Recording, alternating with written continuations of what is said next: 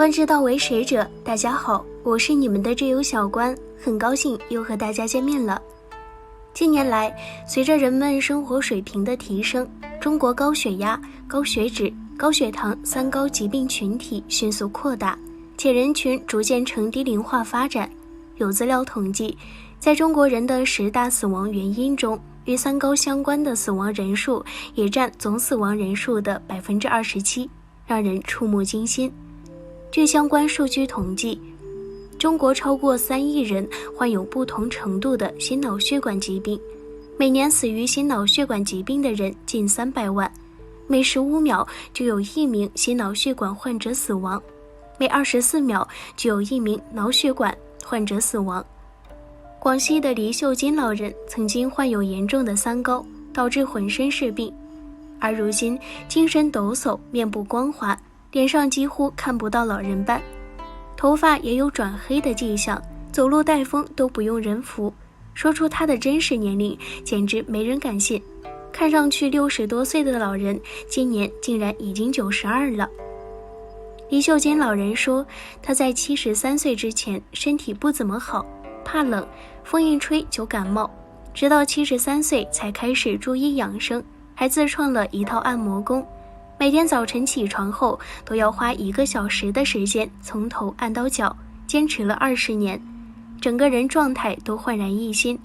在离老晚年的时候，还将这套按摩功法无私地分享给了亲朋好友。观友们还不赶紧拿起笔记录下了。第一步，用手梳头，食指弯曲成虎爪状，从额头一直梳到脑后，手指要有力，做100次。第二步，用手洗脸，将双手手掌搓热，然后擦脸，做100次。第三步，按揉太阳穴，人中各50次。第四步，按揉手臂上的内关穴、外关穴各100下。第五步，揉腹，双手相叠，轻压在肚子上，顺时针50下，逆时针50下。第六步，按揉血海。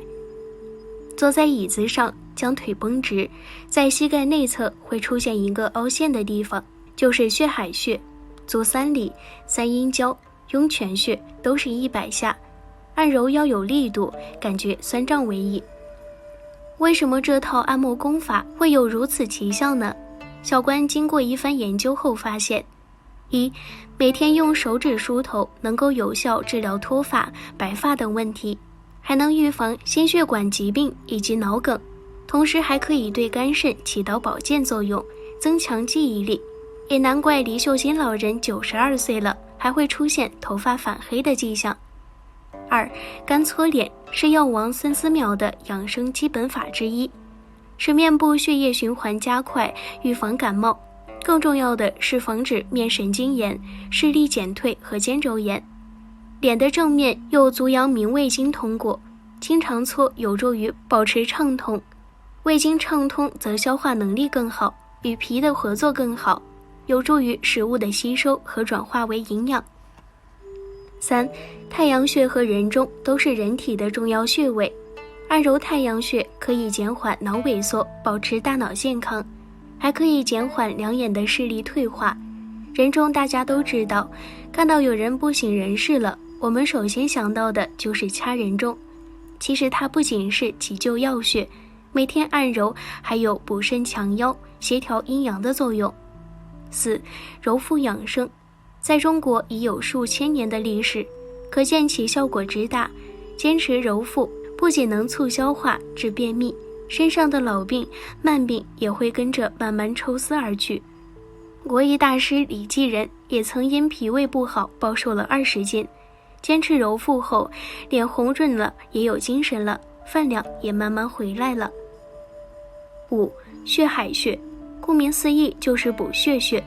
有些女性在40岁左右出现黄褐斑、色素沉着、腰围变粗、月经周期缩短、经量减少等问题，这些都和肝胆气血瘀滞、脾虚湿盛有关。按揉血海穴可以健脾生血。六，足三里、三阴交、涌泉穴这3个穴位大家都知道是养生大穴。足三里长按生吃老母鸡，三阴交是女人身上的不老穴，涌泉穴补肾防病延寿命，降压也有奇效。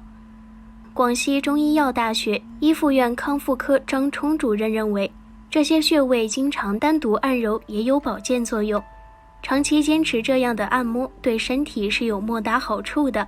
中老年人在保健锻炼方面不要贪多，只要将一种锻炼方法坚持下去就会有效果。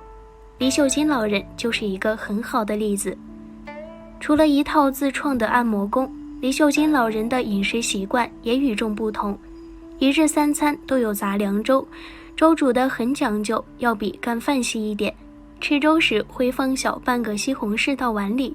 老人说，以前没吃杂粮粥前，他有高血脂、高血压、高血糖，坚持吃杂粮粥后1年，三高没有了。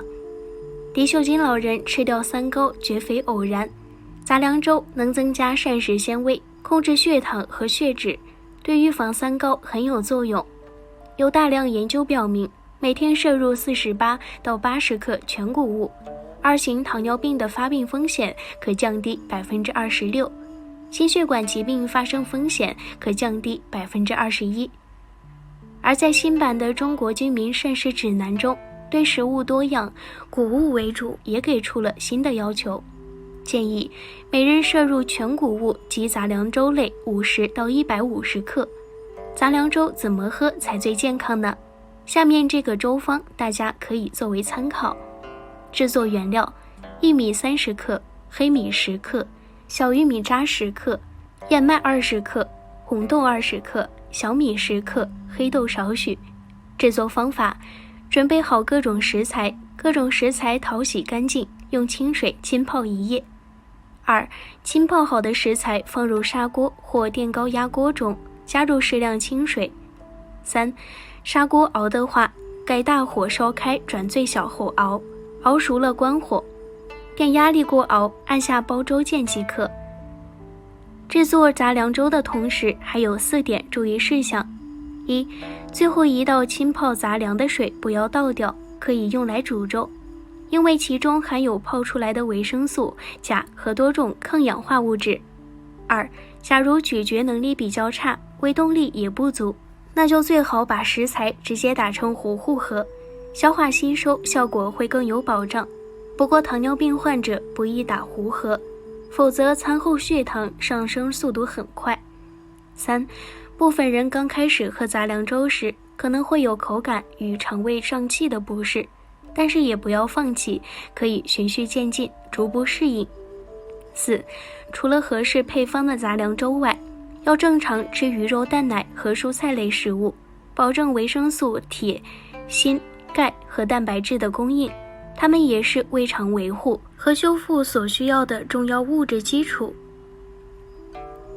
关于杂粮粥怎么搭配，北京健康科普专家、中国农业大学食品营养与食品安全系副教授范志红给出了很详细的建议。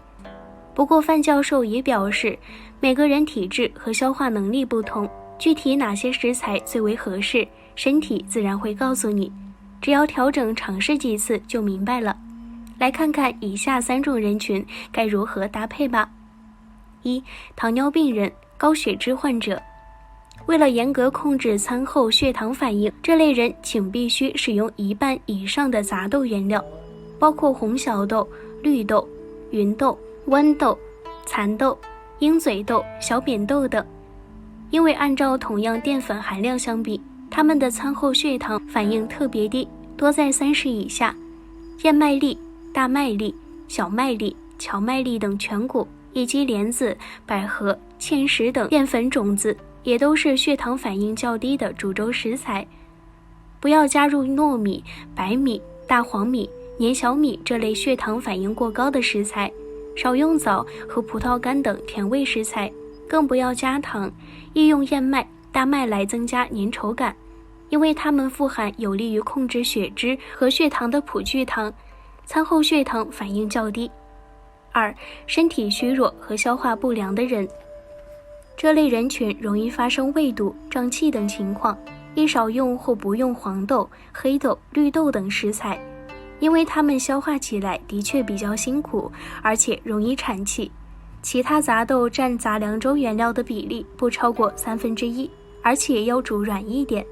如果有严重胀气、腹泻或便溏的情况，不宜用全麦粒、大麦、燕麦等，而宜多用对肠道刺激非常小的糙米、大黄米、小米、山药、年高粱等容易消化的食材。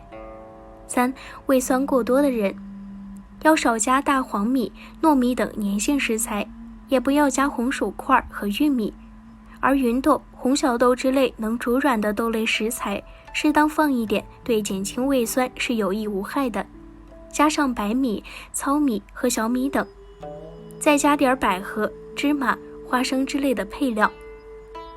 一套按摩法，1碗粥就可以吃掉3高，逆转健康，让一位普通老人头发反黑，从满身是病变成现在健康红润的模样，人人可复制，只要坚持就能获得同样的效果。好了，今天的节目就到这儿了，观友们可以在视频下方给小关留言，喜欢小关的别忘记点击订阅哦。那我们下期节目再见。